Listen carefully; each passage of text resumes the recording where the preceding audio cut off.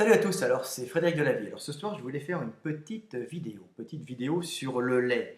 Alors je ne vais pas faire une vidéo sur le lait alertant sur les dangers du lait. C'est dans l'air du temps, actuellement ça vend très bien, hein. C'est du coucou fais-moi peur. C'est un peu honteux comme on est en train euh, de raconter n'importe quoi à tout le monde, hein, sur les dangers du lait, tout simplement parce que on en a rajouté sur les bénéfices et sur les bienfaits du lait, hein, pendant des années par l'industrie laitière, hein, qui a financé des recherches et des articles surtout vantant uniquement les bienfaits du lait. Alors il y avait les bienfaits du lait par-ci, les bienfaits du lait par-là, ça fait grandir, ça fait ci, ça fait ça, c'est bon pour vos enfants. On en rajoutait en permanence, c'est bon pour tout le monde, c'est bon pour les vieillards, c'est bon pour les petits, c'est bon pour tout le monde. Et alors maintenant, on va complètement dans l'autre sens, hein. La mode, c'est de dénoncer le lait et de dire que le lait, c'est un danger, c'est un poison, qu'on n'est pas fait pour le lait, que ça favorise même l'ostéoporose, qu'il y a des intolérances graves au lactose, hein, et que ça favorise les fractures osseuses chez les femmes qui boivent du lait, chez les nordiques, hein. Ça favorise le cancer. On entend tout et n'importe quoi. Alors, je fais cette vidéo pour revenir un peu dans la réalité des choses, hein, pour arrêter d'écouter les marchands du temple, hein, les marchands du temple qui sont des deux côtés, hein, les vendeurs de soupe, hein, sont partout, hein. Ils sont dans l'industrie laitière, mais ils sont aussi chez ceux qui vous vendent des bouquins ou qui vous vendent des régimes sans lactose, lactose free, sans lait, le danger du lait, le cancer du lait, hein. Donc il faut revenir là-dessus, il y a des marchands du temple des deux côtés et ils se font des couilles en or sur votre puérilité et sur vos peurs, hein. Donc arrêtez un peu et écoutez plutôt les sages qui vont vous parler du lait. D'abord le lait, il ne faut pas le jeter comme ça et dire que c'est quelque chose qui est dangereux. C'est faux, le lait a de grands avantages. Évidemment, l'homme n'est pas fait à la base, hein, tous les mammifères ne sont pas faits pour boire du lait toute leur vie, puisque le lait est produit par nos femelles, hein, par nos mamans, et ça permet aux petits, c'est fait pour les petits, hein, pour que les petits puissent se développer, et c'est adapté justement à la croissance des petits jusqu'à un certain âge où ils remplaceront le lait, où ils n'en auront plus réellement besoin, normalement, hein, dans un milieu apportant assez de calories, ils n'en auront pas plus besoin à certains moments et passeront à une nourriture, hein, progressivement, une nourriture que leur offrira le milieu et non leur maman, hein. Bien sûr, c'est ça. Donc, le lait, déjà, c'est quelque chose, nous sommes des mammifères, hein, avec des mamelles qui produisent du lait. Donc on dit que le lait c'est mauvais. Effectivement, le lait pour certaines personnes peut être très mauvais, même peut être un poison. C'est une réalité, hein, c'est la vérité. Mais pour d'autres personnes, le lait, hein, suite au hasard de l'évolution, le lait est devenu quelque chose de souvent positif et même parfois indispensable. Quand on dit que le lait est un poison pour les hommes, hein, pour les adultes, alors je vais vous dire, le lait est un poison pour les adultes, mais bien sûr, ça dépend de quel adulte, de quelle origine vous avez, hein, tout simplement, quel âge vous avez d'abord si vous êtes un adulte, et surtout de quelle origine vous êtes. Voilà, car le lait, en fonction de nos origines, du passé de notre lignée, alors évidemment, il y a des métissages, hein, mais on va dire de nos caractéristiques génétiques, hein, et aussi de nos adaptations progressives, hein, à la nourriture, nous avons une tolérance plus ou moins élevée au lait. Alors, le lait, bien sûr, si on regarde une carte de la tolérance au lactose, hein, parce qu'on dit souvent le lactose c'est le poison qui est dans le lait, mais attention, les intolérances au lait peuvent ne pas se résumer à une intolérance au lactose. Le lactose, c'est un sucre qui est contenu dans le lait, qui est fait pour fournir de l'énergie aux petits, hein, mais il y a des intolérances, hein, et à partir d'un certain âge, on ne produit plus, on ne produit plus d'enzymes, hein, permettant de digérer le lactose, hein, et on fait un rejet, on peut être malade, hein, il y a pas mal de signes, mais on peut aussi avoir des intolérances à certaines protéines qui sont dans le lait, hein, qui ne sont pas forcément des sucres, hein. On voit des gens qui font des intolérances à certaines protéines qui sont dans le lait, comme la caséine, encore que ça dépend des gens, hein, hein, on peut voir, hein, il y a plusieurs types d'intolérance au lait, au lait, hein, et aux molécules qui sont dans le lait, hein, que ce soit des hydrates de carbone, que ce soit des protéines. Donc si l'on regarde bien, c'est très très intéressant sur l'évolution de cette tolérance au lactose, hein, donc tolérance au lait, on s'aperçoit par exemple que toute l'Asie du Sud-Est, par exemple la Chine, hein, est intolérante au lactose. On s'aperçoit aussi que l'Afrique du Sud est intolérante au lactose aussi, hein. Donc c'est dans certains endroits, il y a des zones où on ne tolère pas le lactose. Par contre, on peut s'apercevoir qu'en Europe du Nord, hein, particulièrement sur les contours de la mer Baltique et en Angleterre, hein, on a une tolérance au lactose. Et on peut voir qu'aussi on a une tolérance au lactose un peu au-dessus du Sénégal. Il y a certaines zones, hein, où on tolère bien le lactose, hein. Donc on voit que c'est tolérance au lactose. Par exemple, il y a donc, au-dessus de l'Inde, comment ça s'appelle, un peu au-dessus de l'Inde aussi, il y a toute cette partie Arabie,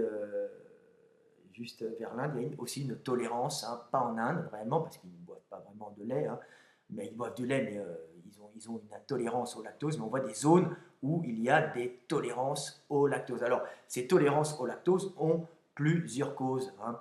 La première cause, c'est que la façon dont on utilise le lait, hein, a créé des, a créé des sélections sur les gens qui pouvaient tolérer le lait. C'est-à-dire que si vous faites cailler le lait, si vous l'utilisez en yaourt, hein, ou en fromage, vous allez vous retrouver avec des produits laitiers avec un taux de lactose très réduit dans vos produits laitiers. Donc vous n'aurez pas cette allergie au lactose. Donc vous pouvez être un pays consommateur de lait, donc ils vont utiliser euh, des animaux, hein, pour en extraire du lait, hein, donc des bovins, des ovins, des caprins, hein, pour pouvoir tirer du lait. Mais vous allez faire un fromage, donc ça va être fermenté, donc vous aurez à ce moment-là une diminution du taux de lactose, il n'y aura pas d'allergie quand c'est traditionnel. On utilise ça, donc en général, on ne peut pas sortir du lait en permanence des animaux parce que ça va les épuiser, surtout si le climat est relativement sec. Donc on peut se retrouver avec des gens qui conservent le lait à une certaine période, hein, le sale, le font cailler, le font fermenter plutôt, le font fermenter, le sale, et conservent ce lait pour le manger sur certaines périodes. Donc ils vont manger, boire ce lait qui va être transformé, hein, mais ce lait va être stocké sous forme de fromage, de yaourt, qui permettra une conservation un peu plus longue. Donc on conserve ça et on ne boit pas du lait cru, hein. Donc cette façon d'utiliser le lait ne va pas générer de tolérance, ne pas générer de tolérance au lactose, puisqu'on va boire du lait qui aura été, si vous voulez, appauvri en lactose, hein. Euh, donc, on peut boire du lait, donc on peut consommer plutôt des produits laitiers sans avoir forcément une sélection naturelle intense sur les gens ayant l'enzyme lactase, donc ayant généré cette mutation et leur permettant de digérer le lait. Donc on peut se retrouver avec aucune sélection de l'enzyme lactase et des gens qui n'ont pas cette enzyme mais qui sont dans des cultures où on mange quand même du lait mais sous forme de fromage, donc délactosé, hein. Donc voilà. Donc où on retrouve des gens qui ont la tolérance au lactose, ben, c'est les gens qui ont utilisé le lait cru et qui l'ont bu tous les jours, hein. Donc il y a eu une sélection chez les gens qui avaient une tolérance au lactose. Alors on retrouve cette tolérance au lactose chez les gens qui peuvent boire du lait cru tous les jours, mais boire, ou souvent, mais boire du lait cru tous les jours, ça veut dire que le climat permet de boire du lait cru tous les jours et donc de commencer et donc d'avoir la possibilité de boire directement à la mamelle quasiment le lait cru. Et pour boire à la mamelle le lait cru, il faut que les animaux puissent être remplis de lait quasiment toute l'année. Donc pour ça, il faut que nous puissions il faut que les animaux vivent dans un climat relativement humide. Donc c'est pour ça qu'on se retrouve avec les gens, alors pas partout bien sûr, hein. Il y a des zones d'Afrique où ils ont une tolérance lactase pour d'autres raisons, sûrement peut-être des migrations ou une façon traditionnelle peut-être de boire du lait à la sortie des mamelles, mais en Europe, hein, particulièrement en Europe du Nord, il y a eu cette obligation quasiment de boire du lait, hein, tous les jours, et cette obligation, et c'était possible en plus, ça apportait un apport de protéines, de graisses et de protéines, de graisses, d'hormones, donc de préhormones, de calcium qui ont permis aux Européens du Nord de survivre, donc d'avoir un apport calorique, mais aussi un apport de calcium et de vitamine D dans l'organisme dans ces zones peu ensoleillées. Et le fait de boire du lait tous les jours a permis aux Européens du Nord qui vivaient il y a 7000 ans, parce qu'on suppose que la mutation est apparue il y a 7500 ans en Europe centrale, dans les populations d'Europe centrale, cette possibilité de digérer l'enzyme lactase, le lactose par l'enzyme lactase, le fait de pouvoir d'avoir généré la possibilité d'avoir l'enzyme, d'avoir une enzyme entre guillemets l'enzyme lactase qui permet de digérer le lactose. Ça, c'est une mutation qui est visiblement apparue, d'après les recherches scientifiques, en Europe centrale, mais qui s'est déplacée très vite sur l'Europe du Nord, l'Europe autour de la Baltique et des îles anglaises, de l'Angleterre. Donc on se retrouve avec Irlande, Angleterre et toute la partie autour de la Baltique, ainsi que l'Europe du Nord, l'Allemagne du Nord, la Hollande, le Danemark, avec une tolérance au lactose quasiment de 100%. Et pourquoi? Tout simplement parce que l'apport de lait journalier pour ces populations qui étaient à la base carencées en vitamine D, parce qu'il y avait un faible ensoleillement, c'est pour ça qu'ils étaient blancs, qu'ils avaient des problèmes, surtout chez les mamans qui étaient obligées de faire, les mères qui étaient obligées de faire qui étaient obligées de faire des enfants, donc ils souffraient souvent de carence en calcium et de mauvaise synthétisation de la vitamine C, de la vitamine D, parce que c'était pas assez lumineux, donc elles étaient blanches, donc elles avaient aussi une mauvaise synthétisation, une faible synthétisation de la vitamine D due au faible ensoleillement, et cet apport de lait journalier leur a permis de survivre et de survivre dans ce climat peu ensoleillé qui était très dur pour les femmes. Donc on s'est aperçu qu'il y a la mutation était apparue il y a 7000 ans, 7500 ans, mais l'utilisation traditionnelle des vaches, particulièrement pour fournir du lait journalier, pour pouvoir boire ce lait, s'est globalisé dans toute cette région nord de l'Europe, autour de la Baltique et dans les zones, dans les îles britanniques, et en Irlande, en Écosse, tout ça, dans toute cette zone, au Danemark, toute cette zone du nord, ça a été une zone où il y a eu cette culture qui était basée quand même en partie autour de l'élevage des bovins pour la viande, bien sûr, mais surtout pour le lait. Alors on va dire, mais pourquoi les autres n'ont pas utilisé les bovins pour les vaches pour faire du lait? Tout simplement parce que cette zone-là est une zone très pluvieuse.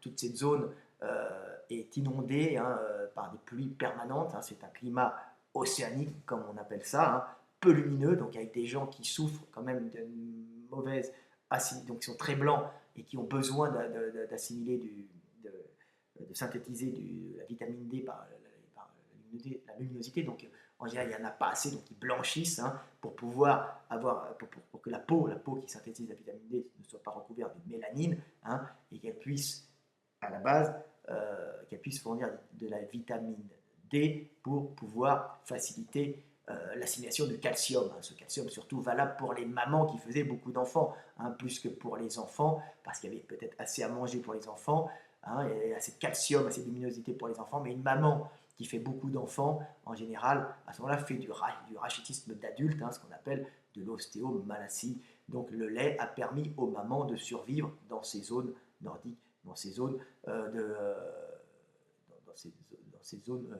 peu lumineuses et humides. Donc l'avantage, c'est comme il pleuvait beaucoup, les vaches pouvaient manger de l'herbe tous les jours. Et en mangeant, parce que l'herbe pousse dans les 5 à 10 premiers centimètres, l'herbe vient chercher l'eau pour se nourrir dans les 10 premiers centimètres qui sont inondés. Donc un pays pluvieux fournira des prairies très vertes, alors qu'un pays peu pluvieux fournira plutôt des prairies de graminées assez haut, puisant l'eau à 50 cm, 60 cm dans le sol, alors que l'herbe, ça le puise à entre 5 et 10 cm dans le sol. Et l'herbe, c'est ce qui est mangé par les bovidés, hein, par les vaches, hein, par nos taureaux, les vaches. Donc, les vaches, mangeant de l'herbe tous les jours, pouvaient fournir beaucoup de lait puisqu'elles mangeaient, elles avaient beaucoup de nourriture. Donc, il y a eu une sélection des vaches à croissance rapide, hein, pouvant fournir du lait tous les jours parce qu'elles mangeaient beaucoup. Alors que dans d'autres pays comme les plaines d'Europe centrale, il y a des espèces de bovidés qui sont utilisés pour le trait, pour labourer les champs, hein, pour leur viande aussi, mais pas en grande quantité, hein, mais qui sont rarement utilisés pour le lait. On boit du lait de vache, mais comme la vache est à croissance lente, elle ne consomme pas beaucoup, elle ne produit pas beaucoup de lait parce qu'il n'y a pas beaucoup d'herbe à manger. Donc c'est ça. Donc ils ont consommé du lait à ce moment-là en Europe du Nord, Europe Tour Baltique et île britannique. Hein. C'est là où l'élevage des bovins en Europe a été utilisé pour le lait uniquement parce qu'il y avait de l'herbe verte. Et ça a permis aux hommes, hein, vous voyez, c'est une espèce de synergie dans la nature, hein, ça a permis aux hommes de, comment dire, combattre et de compenser plutôt ces problèmes d'assimilation de calcium par manque de vitamine D, hein, par mauvaise synthétisation de la vitamine D due à la faible luminosité. Donc le lait a compensé tout ça et le lait est devenu, pour ces peuples-là, non pas un poison, mais quelque chose, une manne salvatrice, hein, qui a sauvé un peu, qui a permis à l'espèce humaine dans ces régions-là de croître et de se multiplier. Bien sûr, il y a eu une casse humaine importante, puisque le climat était froid, était quand même rigoureux, hein. Il y avait de l'herbe, mais les hommes de l'époque n'étaient pas tous adaptés, n'avaient pas tous l'enzyme lactase, et évidemment, en hiver, ceux qui n'avaient pas l'enzyme lactase, hein, souvent quand c'était des petits-enfants, hein, ils en sont 13, 14, 15 ans, je ne sais pas, ou des hommes, bah, et quand ils avaient une pneumonie, s'ils avaient en plus, s'ils étaient en train de boire du lait, bah, une pneumonie plutôt une bronchite à cause du refroidissement, hein, des problèmes ORL ou des problèmes bronchiques, hein, quand ils se mettaient à boire du lait, hein, dans cette époque où il n'y avait pas, c'est l'époque reculée, où il n'y avait pas d'antibiotiques, hein, où il n'y avait pas toute la technologie moderne pour pouvoir se soigner de ces petites infections ORL et de la sphère ORL et de la sphère respiratoire, bah, s'ils buvaient du lait à ce moment-là, ils n'avaient pas l'enzyme lactase, ils risquaient de faire des sécrétions, des sécrétions bronchiques, hein, parce qu'une réaction hein, à l'enzyme, une réaction allergique au lactose, hein, et à ce moment-là, le système immunitaire en prenait un coup, et c'était bronchite, plus inflammation des bronches, plus diarrhée, hein, parce qu'on fait une réaction allergique au lactose, on chie partout, hein, et à ce moment-là, système immunitaire déficient, il tombait encore plus et on mourait, hein, on mourait pas d'une pas d'une diarrhée hein, due au lactose, mais on mourait parce que le système immunitaire s'effondrait. À ce moment-là, ça permettait aux bactéries de proliférer dans la sphère ORL et souvent on mourait d'une pneumonie. Hein. Donc le lait entraînait à cette époque, souvent l'hiver, hein, des pneumonies et des maladies de tout niveau, de tout genre plutôt, parce que les hommes à cette époque étaient affaiblis. Hein. Donc en plus, il y avait un affaiblissement dû à l'intolérance au lactose, ben, on y passait. Donc c'est pour ça qu'il y a une casse génétique sur les gens tolérants au lactose, parce que le lait est entré de plus en plus dans l'alimentation de ces groupes humains. Hein. Il les a vraiment aidés. Mais ceux qui avaient l'intolérance lactose sont morts. Donc le lait a aidé d'un côté, hein, a aidé d'un côté parce que ça a permis, dans ces zones peu ensoleillées, ça a permis de compenser la faible synthétisation de la vitamine D, donc la mauvaise calcification, hein, par de l'apport important de calcium, d'hormones et aussi de protéines hein, dans l'organisme. Et ça a sauvé les hommes. Mais par ailleurs, tous ceux qui étaient allergiques au lactase ont disparu. C'est pour ça que maintenant on se retrouve avec quasiment 100% de tolérants au lactose dans toute cette population d'Europe du Nord. Hein. Tout ça parce que nos ancêtres hein, ont payé le prix fort et il y a eu beaucoup de morts. Alors pas morts directement par le lactose, on ne meurt pas d'une colique, d'une allergie au lactose, hein, mais une allergie au lactose associée à une bronchite bah, ça devient une pneumonie et on y passe. Voilà un peu l'histoire. Donc dire que le lactose, que le lait est un poison, c'est une aberration pour certains peuples, ça a été quelque chose qui les a sauvés. Mais bien sûr, pour d'autres, c'est un poison, car boire du lait quand on n'a pas l'enzyme lactase, hein, ça peut être à long terme très dangereux. Alors on ne va pas faire comme le professeur Henri Joyeux, parce que ça m'énerve, parce qu'il surfe sur la vague du coucou fais-moi peur pour s'enrichir avec nos petites angoisses, hein, et prôner un régime sans lait. Alors je dirais prenez un régime sans lait pour les gens qui n'ont pas de tolérance au lactose et même ou qui ne font pas d'allergie à certaines protéines du lait. Mais en aucun cas, le lait est un poison. Le lait est un poison. Si pour vous, c'est un poison, hein, sachez regarder par vous-même les choses. C'est ce que je me tue à dire dans mes bouquins, c'est ce que je me tue à dire partout. Arrêtez de répéter comme des singes ce que dit truc ou un tel que vous avez entendu à la télévision. Allez tester, renseignez-vous, écoutez plusieurs sons de cloche et sachez que nous sommes tous différents. Le lait a sauvé l'humanité d'Europe du Nord et lui a permis de survivre, de croître et de se multiplier, mais il est un poison pour d'autres personnes. Donc, il faut arrêter les conneries. Alors, des autres peuples qui utilisent souvent le lait aussi, hein, et qui, ce sont beaucoup de peuples en Afrique par exemple qui utilisent le lait aussi, mais qui souvent le font fermenter, le mangent un peu en fromage et le mangent avec un taux de réduit, donc des produits ayant un taux réduit de lactose, hein. Donc on peut retrouver ça par exemple chez les Tutsis qui sont des pasteurs qui mangent beaucoup de lait, hein, chez les Maasai qui boivent du lait caillé, et même à certains endroits on se retrouve avec des peuplades isolées qui traditionnellement buvaient beaucoup de lait et qui ont généré des tolérances au lactose par l'enzyme lactase, hein. On peut s'apercevoir qu'il y a ça par endroit en Afrique. Comme les Africains ne se mélangent pas beaucoup entre ethnies, hein, il y a peu de mobilité entre ethnies, hein, on discute entre ethnies, mais il n'y a pas de mélange, il n'y a pas de métissage. On est tous noirs là-bas, on a tous un ancêtre africain commun en Afrique, mais les passages génétiques d'une ethnie à l'autre sont souvent très faibles en Afrique, donc on se retrouve avec des isolations de populations tolérantes au lactose et d'autres intolérantes au lactose. Donc l'Afrique est globalement intolérante au lactose, sauf qu'il y a des isolations de tolérance au lactose chez certaines ethnies qui, cette fois-ci traditionnellement, utilisent le lait dans leur alimentation. Alors elles utilisent le lait dans leur alimentation dans des zones où bien sûr le, euh, le bétail peut manger assez d'herbes grasses pour fournir du lait dans l'alimentation, hein, vous voyez. Donc tout ça, c'est très intéressant de voir que les intolérances sont effectivement fréquentes, que le lait est effectivement un poison,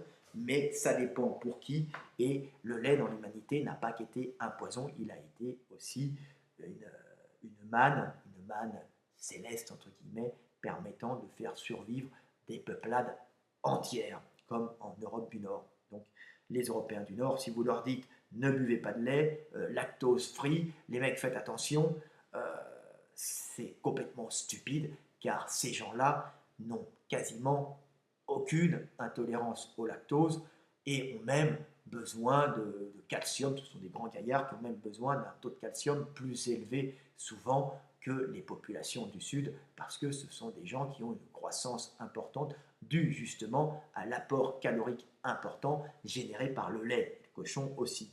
Alors là, je vais venir sur un passage qui est très très intéressant, c'est les effets du lait sur notre morphologie. Alors les peuples buveurs de lait, hein, c'est très marrant, mais vous pouvez directement les reconnaître à leur physionomie, car le lait a eu un impact extrêmement important sur la physionomie des gens, sur leur morphologie, hein.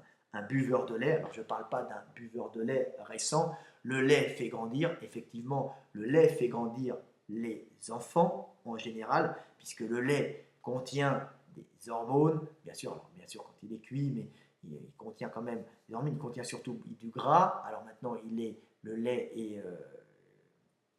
est sans gras, sans matière grasse, mais le lait en général contient du gras, contient du calcium, hein. Alors on dit qu'il n'est pas assimilable, il est quand même assimilable, hein, et il contient il contient des protéines, il contient du sucre, donc un apport général de nutriments qui fait grandir les enfants. Oui, le lait fait grandir les enfants. Mais ce qui est ridicule, c'est que tous les peuples n'ont pas besoin d'autant de lait, hein. Ça fait grandir les enfants quand les enfants ont une programmation pour, en général, bien assimiler le lait, comme les petits-enfants d'Europe du Nord, hein, qui sont parfaitement adaptés au lait, alors que les petits-enfants d'Europe du Sud, comme les petits Italiens, ont peut-être moins siciliens particulièrement, parce que les Italiens du Nord boivent du lait, hein, c'est pas loin de l'Autriche, hein, mais les Italiens du Sud, ah oui, mais il y a même du buffle, hein, des buffles à lait, hein, avec la mozzarella, hein, mais les bien grasses, hein, avec plein de hormones, hein, dans le lait, hein, mais les Italiens du Sud ont sûrement moins besoin de lait que les petits-enfants d'Italie du Nord, ou que les Allemands du Nord, ou que les Danois ou les Anglais. Donc le lait, vous voyez, selon l'origine que vous avez, a une importance plus ou moins grande, hein, pour vous, pour votre alimentation, même celle de votre enfant. Et les Allemands, par exemple, les Allemands du Nord, bien sûr, l'Allemagne, il y a le Sud, le Nord, mais les Allemands du Nord, hein, les Frisons, tout ça, et puis les Danois, les Hollandais, hein, qui sont souvent au niveau origine, souvent ont une origine commune, ont des ancêtres communs, donc ces gens-là ont une parfaite tolérance au lait en général. C'est pas pour rien que les Hollandais, les Danois et les Allemands du Nord sont les peuples les plus grands du monde. Évidemment, il y a les Maasai, quelques tribus d'Afrique, hein. On a quelques isolations de gens très très grands en Serbie aussi, et tout ça, si vous regardez bien, hein, comme on a aussi les Tutsis, mais la taille est souvent associée au fait de boire beaucoup de lait. Vous verrez, les grands peuples sont les peuples buveurs de lait, hein. Vous voyez les Lituaniens, il y a des grands gaillards costauds, c'est des buveurs de lait. Le lait entre en grande partie dans l'alimentation des peuples qui sont grands, et ça, les peuples sont grands car ils sont au lait et ils sont en surcalories depuis des milliers d'années. Donc il n'y a pas de sélection sur les petits. Donc on a une sélection des gens avec une grande croissance. Donc leur morphologie, hein, les morphologies des buveurs de lait, bah, c'est des gens qui vont pousser au niveau des cartilages de conjugaison. Donc on se retrouve avec des gens, hein, le cartilage de conjugaison, c'est ce qui s'ossifie en dernier, c'est le cartilage qui fait que l'os est la diaphyse, hein, et l'os pousse aux extrémités et s'agrandit, hein, aux extrémités en partant d'une zone centrale, et le cartilage pousse aux extrémités. Donc vous avez les articulations qui sont repoussées vers l'extérieur à chaque fois, hein, et qui s'ossifient au dernier moment. Donc les buveurs de lait, sous l'influence du lait, et puis sous la sélection génétique, donc il n'y a plus de sélection génétique sur les petits parce qu'il y a un apport permanent de calories. Donc les petits, c'est très valable dans les zones où il y a des famines à répétition. Le petit survit mieux que le grand, mais les peuples grands sont des peuples, quand vous les voyez, qui ont eu peu de famines depuis, qui ont peu de famines et qui ont visiblement eu peu de disette, peu de famine, hein, depuis au moins plusieurs centaines d'années, voire milliers d'années. Donc on se retrouve avec des gens grands, hein, dans les zones où il y a du lait, parce que le lait, on boit du lait traditionnellement, c'est-à-dire que le pays est assez riche pour fournir du lait traditionnellement. Donc les gens poussent en longueur parce qu'il y a un apport calorique permanent, il n'y a plus de section sur les petits. On se retrouve avec des gens longilignes, hein, des grandes jambes, des grands bras, hein, avec des mentons un peu massifs, hein, comme les Allemands, comme les Danois, comme les Hollandais, si vous remarquez bien. Vous avez les Anglais qui poussent aussi, mais les Anglais boivent du lait, mais comme ils sont sur une île, ils sont un peu carencés, hein, carencés en calories. Pourquoi? Parce qu'on peut boire du lait en permanence parce que c'est humide, mais on est obligé de faire de la régulation calorique en Angleterre parce que tout ce qui est insulaire est régi par des règles très strictes, hein. On peut faire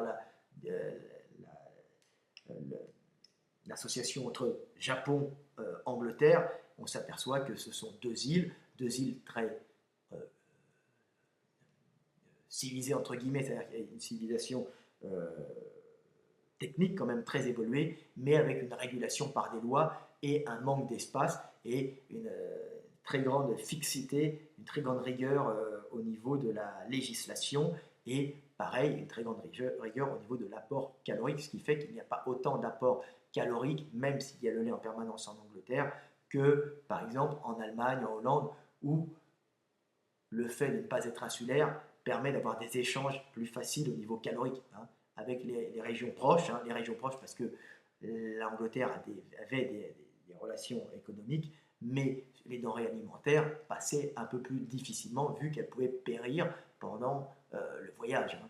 Donc on est limité. Donc quand on est sur le continent, on a moins de problèmes de régulation calorique, hein. Donc on s'aperçoit que c'est sur le continent où il pleut beaucoup, il y a de l'herbe, on a des grands gaillards qui poussent au cartilage de conjugaison et qui font des mecs très longs, très grands. C'est le barbare germanique, hein, le grand barbare germanique, avec sa hache et sa grande barbe, avec ses grands bras et ses grandes jambes, comme on peut le voir dans Gladiator. Hein, c'est pas une blague, c'était comme ça. Les Anglais, hein, pas les Anglais, les, les Celtes étaient déjà un peu plus petits et les Romains étaient plus petits parce qu'il y avait une alimentation essentiellement basée sur le blé, avec un peu de viande, bien sûr, un peu de lait, mais beaucoup moins. Hein. Alors qu'au nord, on avait une alimentation qui était aussi avec des végétaux, on avait sûrement le seigle, mais on avait aussi beaucoup de lait, de cochon. Hein. Donc on avait du gras animal faisant précurseur hormonal et du lait apportant calcium et lactose, donc hydrate de carbone, qui permettait de bien pousser plus ces hormones contenues dans le lait. Donc de grands peuples, les buveurs de lait sont tout le temps de grands peuples à des grandes jambes. Et chose un peu qui est marrante à voir, c'est la morphologie des allemandes. On peut aussi remarquer, alors ils ont ce grand menton qui pousse, normal, c'est le lait qui fait pousser les os, hein, mais on voit aussi une sélection très intense qu'il y a eu chez les buveurs de lait sur la taille du bassin. Hein. Le bassin des allemandes, en général, est assez large. Pourquoi? Parce que le fait de boire du lait permettait de faire pousser le petit bébé dans le ventre de la maman, et il y avait des petits bébés qui naissaient bien gros, hein, qui grossissaient bien dans le ventre de la maman, mais problème, quand un petit bébé grandit beaucoup dans le ventre de la maman, c'est qu'il peut rester coincé à la sortie, et il y avait beaucoup de femmes qui mouraient en couche à cause justement du fait d'avoir beaucoup de lait dans l'alimentation, hein, donc d'avoir des poussées de lait, le lait qui fournissait des hormones, le lait qui fournissait du lait cru à l'époque, hein, donc il fournissait des hormones, on ne faisait pas tout le temps chauffer, on le buvait au pied de la vache, hein, donc du lait qui faisait pousser le bébé, mais qui aussi qui aussi augmentait les risques pour la maman d'avoir un petit bébé qui mourrait coincé avec la maman, hein, donc d'avoir une mauvaise couche,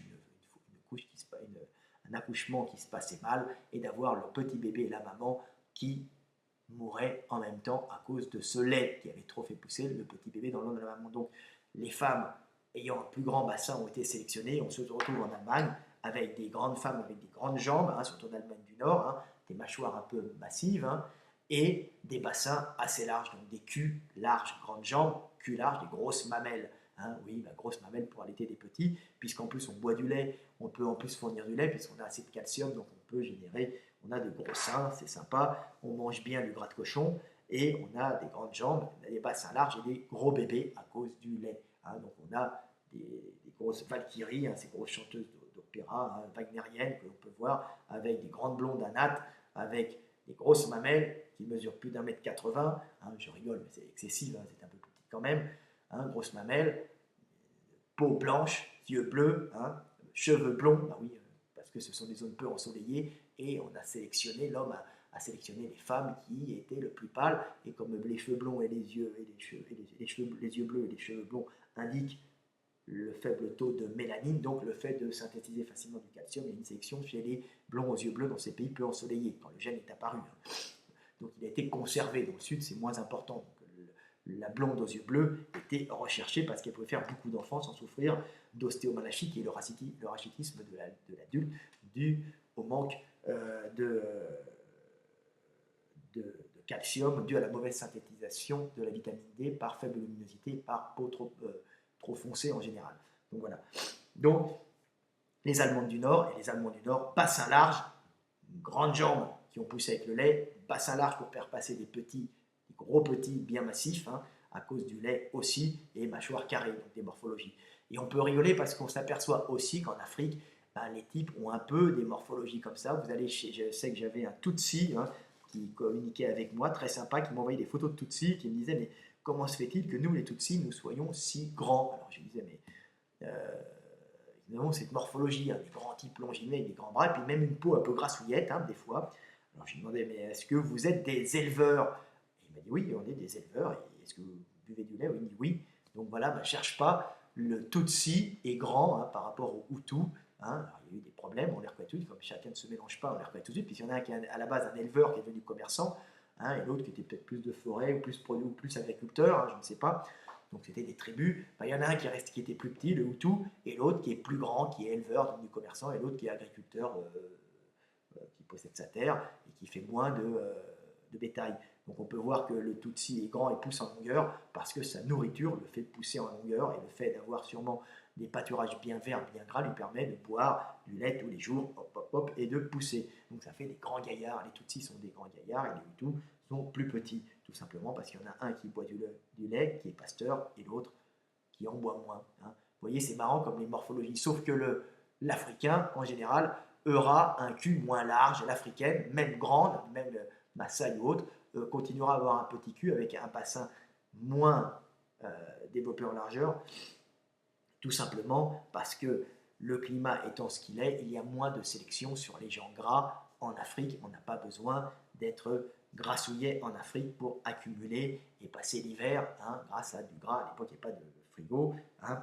On pouvait mettre du blé de côté, on pouvait fumer les aliments, mais c'était tout le temps bien d'avoir une couche de gras sur soi pour passer l'hiver et surtout pour manger au printemps, qu'il n'y avait déjà plus rien dans les réserves. Donc il y a toujours une sélection. En plus, le froid, ça permet d'être un isolant, donc un isolant thermique, hein, pour permettre d'éviter de perdre trop de chaleur l'hiver, hein, donc de dépenser trop de calories. Hein. Donc on économise, la nature économise. Donc les Africains, en général, c'est l'inverse.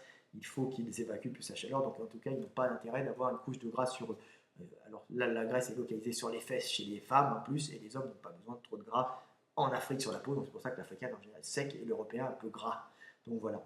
Donc, mais le buveur de lait africain pousse en longueur sans faire de réserve de gras. Donc la maman africaine qui est buveuse de lait, par exemple Tutsi ou Maasai, va être plutôt longiligne, hein, mais ne va pas forcément avoir un développement de bassin important, sûrement plus que les autres ethnies, mais moins que les Allemandes, parce que les bébés naîtront moins avec des réserves de gras, hein, pour les protéger du froid. Hein, les bébés sont en général un peu potelés, des fois, bah là, hein, comme les cochons de lait, les petits cochonnets que vous avez à la broche, hein, vous avez une peau épaisse avec du gras dans les petits bébés, souvent aussi, pas tout le temps, des fois ils naissent tous maigrichons, hein, mais le fait d'avoir un petit peu de grassouille, c'est pas mal, et ça permet d'avoir un peu de réserve et de protection thermique. Donc voilà pourquoi les petits bébés africains sont plus petits, et les femmes africaines ont besoin d'avoir un moins gros cul que les européennes.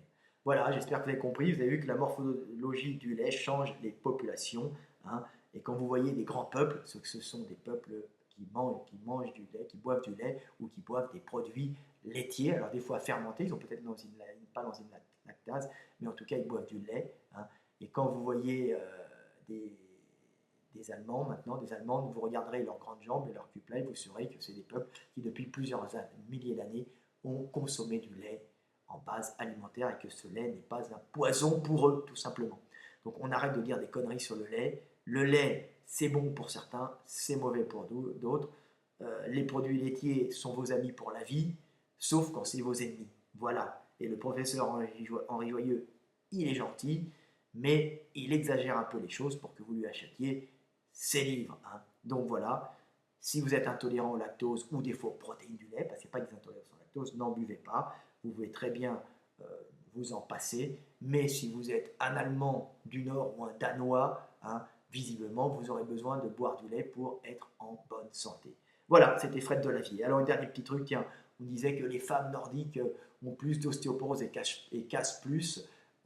C'est un peu stupide. C'est surtout qu'en général, elles sont plus grandes, et à partir d'un certain âge, comme elles sont plus lourdes, hein, et ben, elles vont peut-être casser, comme il y a moins de luminosité au nord, elles vont peut-être faire des carences en vitamine D qui ne sont pas forcément dues au lait, hein, et elles vont casser sur leur propre poids, et parce que c'est peu lumineux. Hein, voilà, parce qu'elles sont plus lourdes. Donc on arrête de dire des conneries. Hein. Le lait, c'est bon pour certains, et pour d'autres, c'est un poison. Maintenant, à vous de juger. Salut, c'était Fred de la vie.